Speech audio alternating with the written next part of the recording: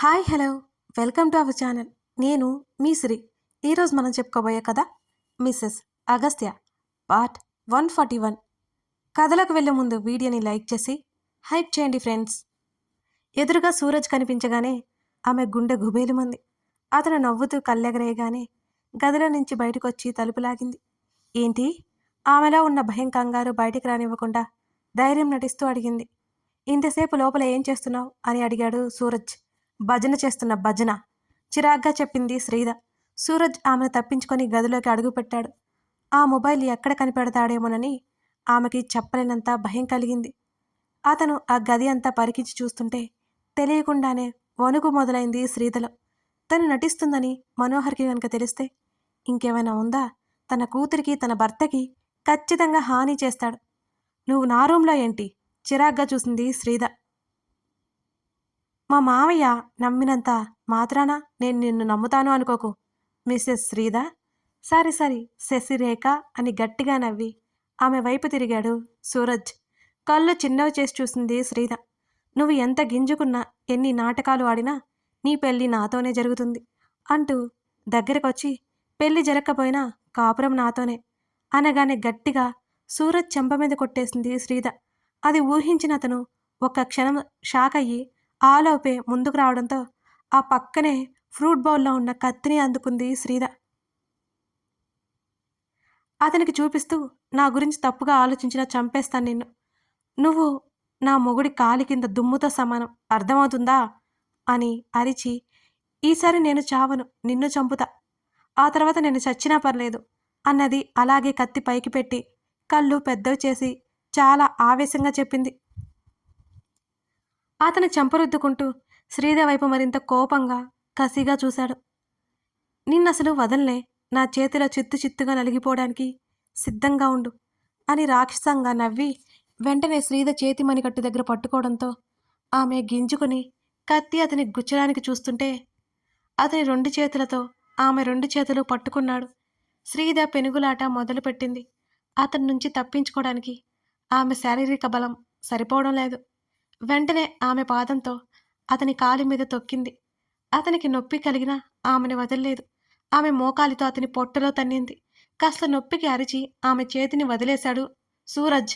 వెంటనే చాకు తీసుకుని అతని చేతి మీద గీరింది.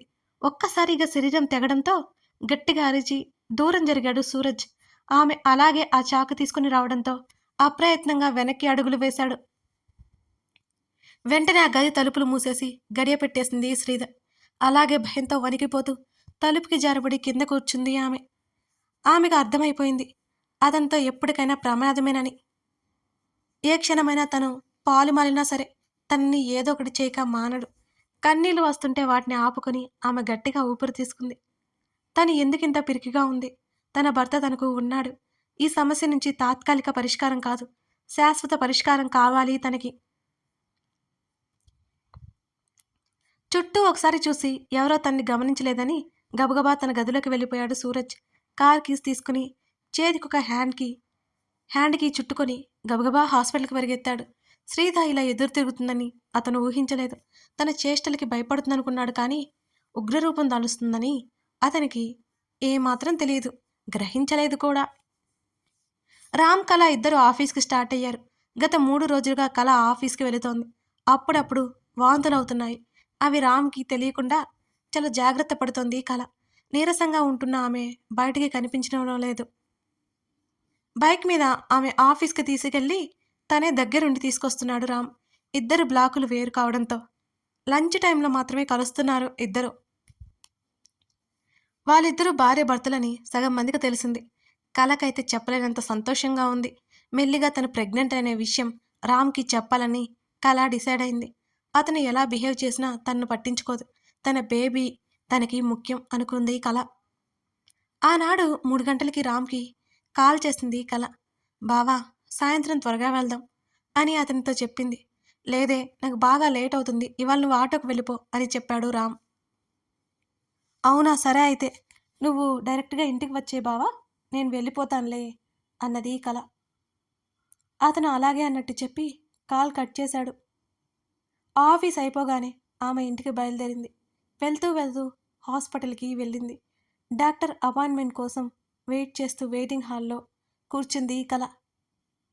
ఆమె చూస్తుండగానే ఆనంద్ చందన్ని తీసుకుని డాక్టర్ చెకప్ కోసం వెళ్తున్నాడు. అతన్ని చూసి ఆతృతగా పైకి లేచింది. ఒకప్పుడు ఆయనతో మాట్లాడింది కూడా. చాలా బాగా మాట్లాడారాయన. అలాంటి తండ్రి ఉంటే ఎంత బాగుండో అనిపించింది కళకి ఎన్నిసార్లు. కానీ ఇప్పుడు ఏ మొహం పెట్టుకుని వాళ్ళతో మాట్లాడగలదు తను? రామ్కి ఎవరు అవసరం లేదు, కానీ తనకేమో అందరూ కావాలి. కావాలనిపిస్తుంది. అందరితో పగ పెంచుకుని శత్రుత్వం ఏర్పరచుకున్నాడు. అందరూ ఉంటే బాగుండనిపిస్తోంది కళకి.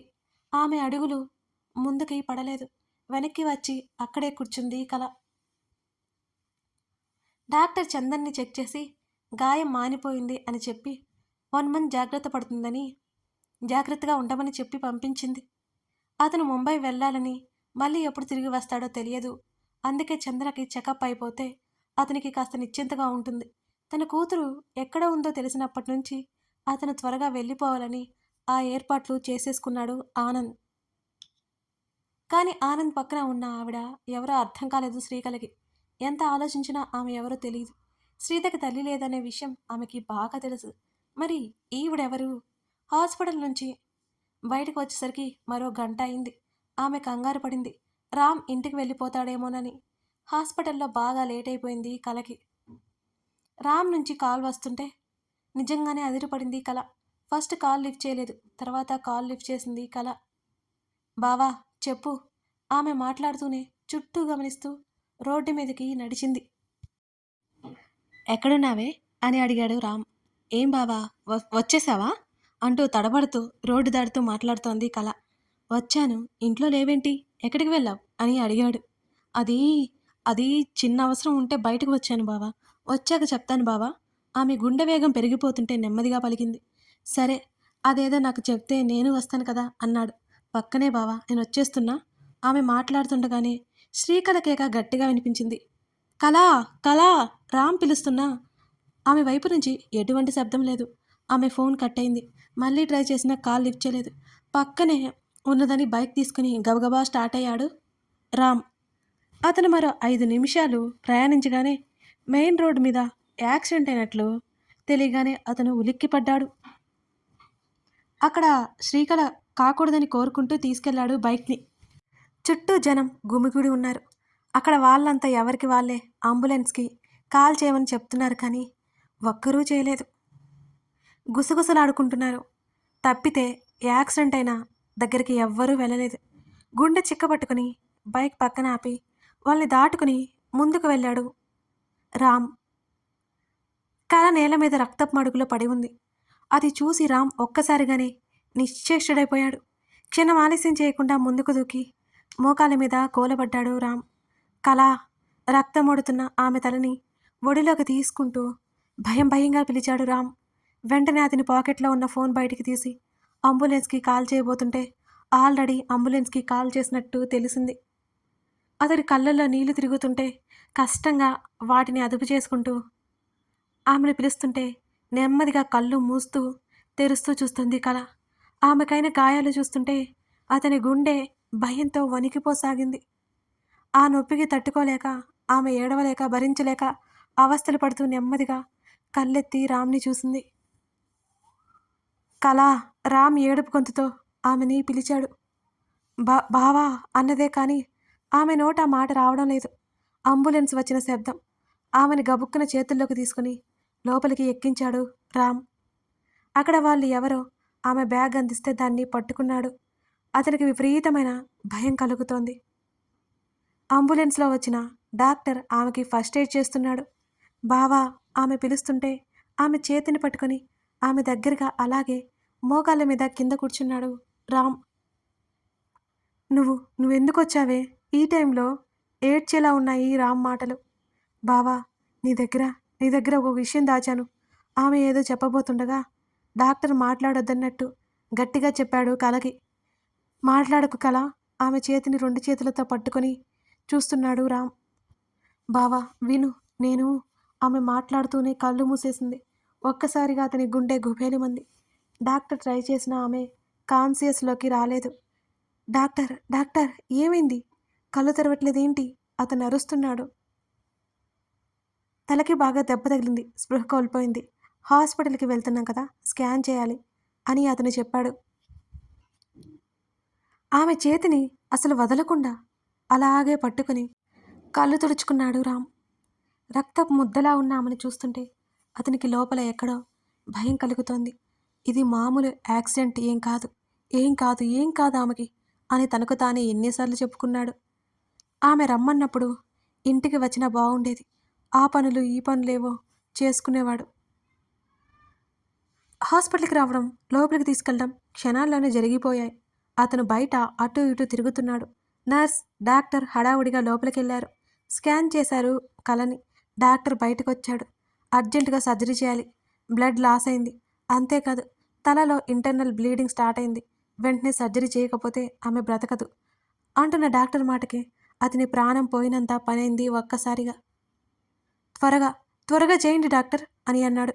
డాక్టర్ అక్కడి నుంచి వెళ్ళిపోయాడు. జూనియర్ డాక్టర్, నర్స్ అక్కడే ఉన్నారు. సైన్ చేయండి. ఆమె ఏవో పేపర్లు పట్టుకొచ్చింది.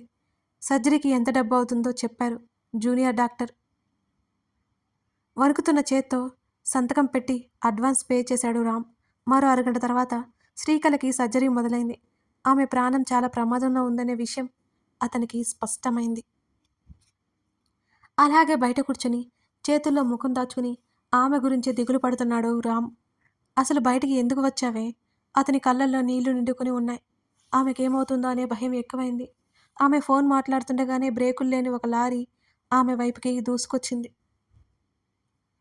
ఆమె అప్పటికే చాలా జాగ్రత్తగా రోడ్డు దాటేసినా సరే ఆ లారీ దూసుకొచ్చి ఆమెను కొట్టేసింది. దూరంగా ఎగిరిపడింది కళ. ఒక్కసారిగా ఆమె కడుపులో బిడ్డ ఏమవుతుందో అని పొట్ట మీద 2 చేతులు పెట్టుకుంది కళ. ఆమె శరీరం అంతా విపరీతమైన నొప్పి కలగడంతో ఆమె భరించలేక, ఏడవలేక కన్నీళ్లు కార్చింది. అప్పటికే అక్కడ జరిగిన దానికి అందరూ కాసేపు బొమ్మలయ్యారు. డ్రైవర్ ఆగలేదు, వెళ్ళిపోయాడు అక్కడి నుంచి. అక్కడ జరిగింది పోలీసులకి ఫోన్ చేసి చెప్పారు ఎవరో. రామ్ ఇంటి దగ్గరగా ఉండడంతో వెంటనే అక్కడికి చేరుకుని ఆమెని తీసుకొచ్చేశాడు. ఇదే జరిగింది. శ్రీకళ ఏదో చెప్పాలనుకోవడం గుర్తొచ్చింది అతనికి. తన పక్కనే కుర్చీలో ఉన్న ఆమె బ్యాగ్ తీసుకున్నాడు. ఆమె పగిలిన ఫోన్ పక్కన పెట్టాడు రామ్. ఏవో హాస్పిటల్ రిపోర్ట్స్ ఉన్నాయి అందులో. రామ్కి అవి కనిపించాయి. మరోవైపు రాత్రికల్లా ముంబైలో ఉన్నాడు ఆనంద్. అగస్త్య, ఆనంద్ ఎదురెదురుగా కూర్చున్నారు.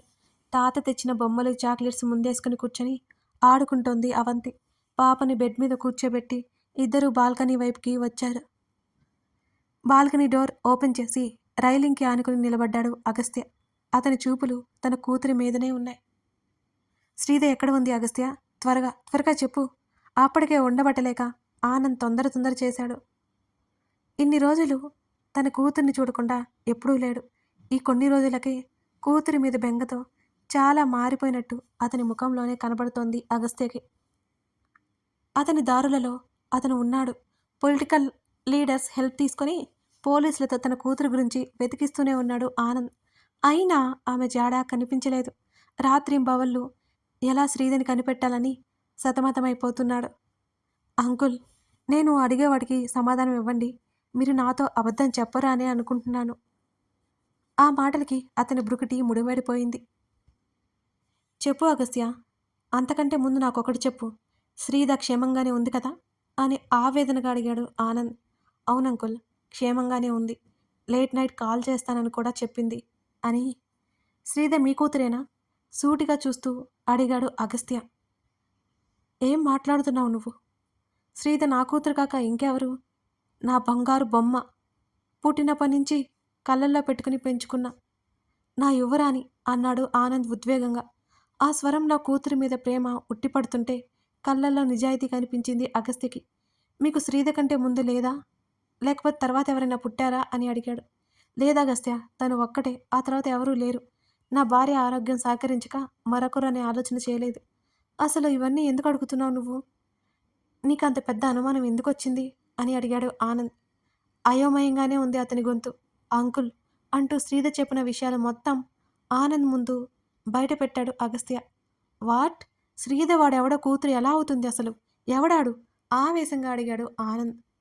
లోపలికి వెళ్ళి ఆడుకుంటున్న కూతుర్ని ఒకసారి చూసి ఏదో ఫైల్ పట్టుకొని ఆనంద్ చేతిలో పెట్టాడు అగస్త్య. ఆ ఫైల్లో మనోహర్ గురించి డీటెయిల్స్ అన్నీ ఉన్నాయి. కథ కొనసాగుతోంది. మరి శ్రీధర్ నిజంగానే ఆనంద్ కూతురా? ఆనంద్ అలా చెప్తున్నాడా? లేక మనోహర్ కూతురా? కాదా? ఇవన్నీ తెలియాలి అంటే తర్వాత భాగంలో చూడాల్సిందే. కథ నచ్చితే లైక్ చేసి కామెంట్ చేయండి. ఇంతకీ ఈ కథ ఎలా అనిపిస్తుందో చెప్పడం మర్చిపోకండి friends. Thank you for watching this video.